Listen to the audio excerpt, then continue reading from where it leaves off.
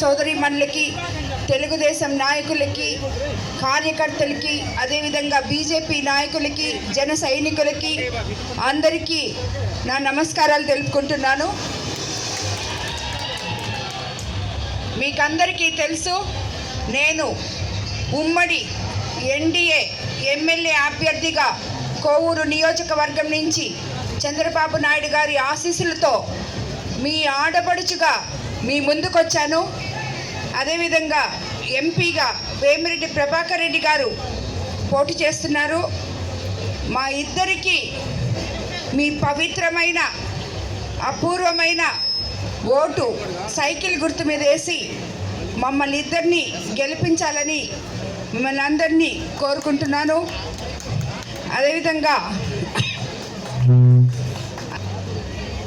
తెలుగుదేశం రాష్ట్రంలో తెలుగుదేశం ప్రభుత్వం అధికారంలోకి వస్తే చంద్రబాబు నాయుడు గారు ముఖ్యమంత్రి అయిన తర్వాత మనము అభివృద్ధి అనే పదానికి అర్థం తెలుసుకుంటామని మీకు అందరికీ తెలుసు. ఎందుకంటే తెలుగుదేశం ప్రభుత్వం అంటే ప్రజా ప్రభుత్వం, సామాన్యుల ప్రభుత్వం. సంక్షేమాలు ఒకవైపు, అభివృద్ధి మరోవైపు సమపాళ్ళల్లో చేయగలిగిన సమర్థవంతమైన ప్రభుత్వం ఏదైనా ఉందంటే అది తెలుగుదేశం ప్రభుత్వమే. ఎందుకంటే మీకు అందరికీ తెలుసు, గత 5 సంవత్సరాల్లో మన గ్రామాల్లో ఎటువంటి అభివృద్ధిని మనం నోచుకోలేదని, ప్రతి ఒక్కరూ ఎన్నో సమస్యలతో బాధపడుతున్నారని మనకందరికీ తెలుసు. కాబట్టి మనము తప్పకుండా తిరిగి మన పల్లెల్ని బాగు చేసుకోవాలన్నా, మనం అభివృద్ధి పదంలో నడవాలన్నా మనకి తెలుగుదేశం ప్రభుత్వం ఎంతో అవసరం. చంద్రబాబు నాయుడు గారిని ముఖ్యమంత్రిగా మనం తప్పకుండా చేసుకోవాలి. అదేవిధంగా మీకందరికీ తెలుసు, ఇప్పుడే 2 రోజుల ముందే ఆయన ముఖ్యమంత్రిగా అయిన తర్వాత తొలి సంతకం మెగా డిఎస్సి మీద పెడతానని చెప్పారు. అదేవిధంగా ఇక్కడ ఎంతోమంది యువకులు ఉన్నారు, వాళ్ళందరికీ నెలకి 3,000 లెక్కన ఇస్తా అన్నారు.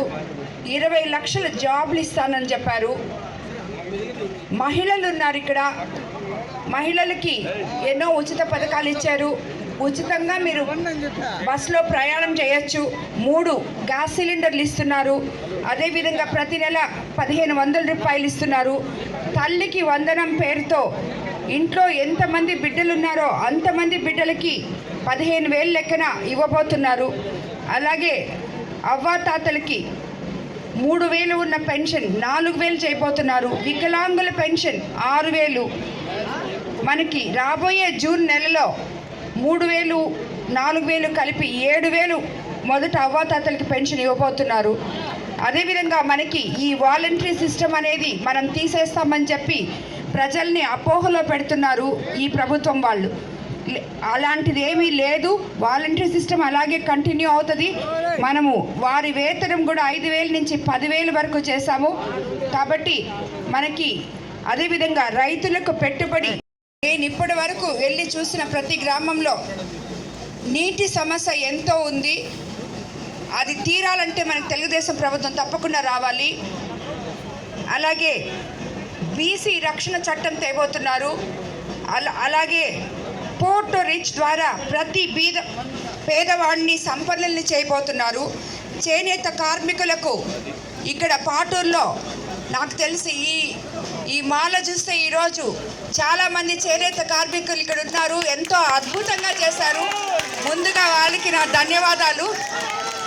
చేనేత కార్మికులకి మగ్గం ఉంటే 200, మరమగ్గాలు ఉంటే 500 యూనిట్లు ఉచిత విద్యుత్ ఇవ్వబోతున్నారు.